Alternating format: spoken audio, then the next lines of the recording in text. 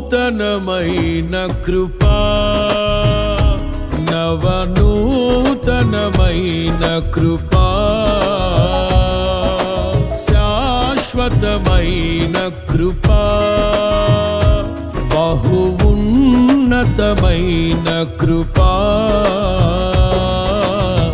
నిరంతరం నాపై చూపినా